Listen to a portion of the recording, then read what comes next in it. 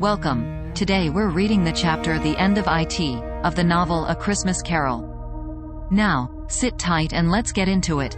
Yes, and the bedpost was his own. The bed was his own, the room was his own. Best and happiest of all, the time before him was his own, to make amends in. I will live in the past, the present, and the future.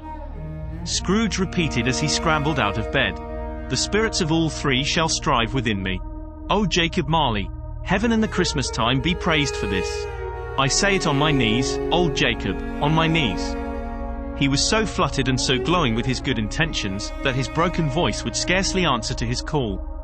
He had been sobbing violently in his conflict with the spirit, and his face was wet with tears. They are not torn down, cried Scrooge, folding one of his bed curtains in his arms. They are not torn down, rings and all. They are here, I am here, the shadows of the things that would have been maybe dispelled. They will be. I know they will. His hands were busy with his garments all this time, turning them inside out, putting them on upside down, tearing them, mislaying them, making them parties to every kind of extravagance. I don't know what to do, cried Scrooge, laughing and crying in the same breath, and making a perfect laocoon of himself with his stockings. I am as light as a feather, I am as happy as an angel, I am as merry as a schoolboy, I am as giddy as a drunken man. A Merry Christmas to everybody. A Happy New Year to all the world. Hallo here. Whoop. Hallo. He had frisked into the sitting room, and was now standing there, perfectly winded. There's the saucepan that the gruel was in, cried Scrooge, starting off again, and going round the fireplace. There's the door by which the ghost of Jacob Marley entered. There's the corner where the ghost of Christmas present sat. There's the window where I saw the wandering spirits. It's all right, it's all true, it all happened. Ha, ha, ha. Really, for a man who had been out of practice for so many years, it was a splendid laugh, a most illustrious laugh. The father of a long, long line of brilliant laughs. I don't know what day of the month it is, said Scrooge. I don't know how long I have been among the spirits. I don't know anything. I'm quite a baby. Never mind. I don't care. I'd rather be a baby. Hallo. Whoop. Hallo here. He was checked in his transports by the churches ringing out the lustiest peals he had ever heard. Clash, clash, hammer, ding, dong, bell, bell, dong, ding, hammer, clash, clash. Oh, glorious, glorious. Running to the window, he opened it, and put out his head. No fog, no mist, clear, bright, jovial, stirring, cold, cold, piping for the blood to dance to, golden sunlight, heavenly sky, sweet fresh air, merry bells. Oh, glorious, glorious. What's today? Cried Scrooge, calling downward to a boy in Sunday clothes, who perhaps had loitered in to look about him. Returned the boy with all his might of wonder. What's today, my fine fellow? Said Scrooge. Today, replied the boy. Why, Christmas Day. It's Christmas Day, said Scrooge to himself. I haven't missed it. The spirits have done it all in one night. They can do anything they like. Of course they can. Of course they can. Hallo, my fine fellow. Hallo, returned the boy.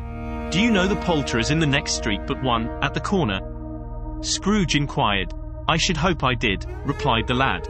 An intelligent boy, said Scrooge. A remarkable boy. Do you know whether they've sold the prize turkey that was hanging up there? Not the little prize turkey, the big one. What? The one as big as me, returned the boy. What a delightful boy, said Scrooge. It's a pleasure to talk to him. Yes, my buck. It's hanging there now, replied the boy. Is it? Said Scrooge. Go and buy it.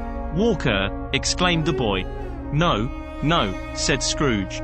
I am in earnest. Go and buy it, and tell M to bring it here, that I may give them the directions where to take it. Come back with the man, and I'll give you a shilling. Come back with him in less than 5 minutes, and I'll give you half a crown. The boy was off like a shot. He must have had a steady hand at a trigger who could have got a shot off half as fast. I'll send it to Bob Cratchit's, whispered Scrooge, rubbing his hands, and splitting with a laugh. He shan't know who sends it. It's twice the size of Tiny Tim. Joe Miller never made such a joke as sending it to Bob's will be. The hand in which he wrote the address was not a steady one, but write it he did, somehow, and went downstairs to open the street door, ready for the coming of the poulterer's man. As he stood there, waiting his arrival, the knocker caught his eye. "I shall love it as long as I live," cried Scrooge, patting it with his hand. "I scarcely ever looked at it before. What an honest expression it has in its face. It's a wonderful knocker. Here's the turkey. Hallo, whoop, how are you? Merry Christmas." It was a turkey. He never could have stood upon his legs, that bird. He would have snapped M short off in a minute, like sticks of sealing wax. "Why, it's impossible to carry that to Camden Town," said Scrooge. "You must have a cab." The chuckle with which he said this, and the chuckle with which he paid for the turkey, and the chuckle with which he paid for the cab, and the chuckle with which he recompensed the boy, were only to be exceeded by the chuckle with which he sat down breathless in his chair again, and chuckled till he cried. Shaving was not an easy task, for his hand continued to shake very much, and shaving requires attention, even when you don't dance while you are at it. But if he had cut the end of his nose off, he would have put a piece of sticking plaster over it, and been quite satisfied. He dressed himself, all in his best, and at last got out into the streets. The people were by this time pouring forth, as he had seen them with the ghost of Christmas present, and, walking with his hands behind him, Scrooge regarded everyone with a delighted smile. He looked so irresistibly pleasant, in a word, that 3 or 4 good-humoured fellows said, "Good morning, sir. A Merry Christmas to you." And Scrooge said often afterwards that, of all the blithe sounds he had ever heard, those were the blithest in his ears. He had not gone far when, coming on towards him, he beheld the portly gentleman who had walked into his counting-house the day before, and said, "Scrooge and Marley's, I believe." It sent a pang across his heart to think how this old gentleman would look upon him when they met, but he knew what path lay straight before him, and he took it. "My dear sir," said Scrooge, quickening his pace, and taking the old gentleman by both his hands, "how do you do? I hope you succeeded yesterday. It was very kind of you. A Merry Christmas to you, sir." "Mr. Scrooge?" "Yes," said Scrooge. "That is my name, and I fear it may not be pleasant to you. Allow me to ask your pardon. And will you have the goodness," here Scrooge whispered in his ear. "Lord bless me," cried the gentleman, as if his breath were taken away. "My dear Mr. Scrooge, are you serious?" "If you please," said Scrooge. "Not a farthing less. A great many back payments are included in it, I assure you. Will you do me that favor?" "My dear sir," said the other, shaking hands with him, "I don't know what to say to such moony fee." "Don't say anything, please," retorted Scrooge. "Come and see me. Will you come and see me?" "I will," cried the old gentleman. And it was clear he meant to do it. "Thank ye," said Scrooge. "I am much obliged to you. I thank you 50 times. Bless you." He went to church, and walked about the streets, and watched the people hurrying to and fro, and patted the children on the head, and questioned beggars, and looked down into the kitchens of houses, and up to the windows, and found that everything could yield him pleasure. He had never dreamed that anything could give him so much happiness. In the afternoon he turned his steps towards his nephew's house. He passed the door a dozen times before he had the courage to go up and knock. But he made a dash and did it. "Is your master at home, my dear?" said Scrooge to the girl. "Nice girl. Very. Yes, sir." "Where is he, my love?" said Scrooge. "He's in the dining room, sir, along with mistress. I'll show you upstairs, if you please." "Thank ye. He knows me," said Scrooge, with his hand already on the dining room lock. "I'll go in here, my dear." He turned it gently, and sidled his face in round the door. They were looking at the table, which was spread out in great array, for these young housekeepers are always nervous on such points, and like to see that everything is right. "Fred," said Scrooge. Dear heart alive, how his niece by marriage started. Scrooge had forgotten, for the moment, about her sitting in the corner with the footstool, or he wouldn't have done it on any account. "Why, bless my soul," cried Fred, "who's that?" "It's I, your Uncle Scrooge. I have come to dinner. Will you let me in, Fred?" "Let him in. It is a mercy he didn't shake his arm off. He was at home in 5 minutes. Nothing could be heartier. His niece looked just the same. So did Topper when he came. So did the plump sister when she came. So did everyone when they came. Wonderful party, wonderful games, wonderful unanimity, wonderful happiness." But he was early at the office next morning. Oh, he was early there. If he could only be there first, and catch Bob Cratchit coming late. That was the thing he had set his heart upon. And he did it. Yes, he did. The clock struck 9. No, Bob. A quarter past. No, Bob. He was full 18 minutes and a half behind his time. Scrooge sat with his door wide open, that he might see him come into the tank. His hat was off before he opened the door, his comforter too.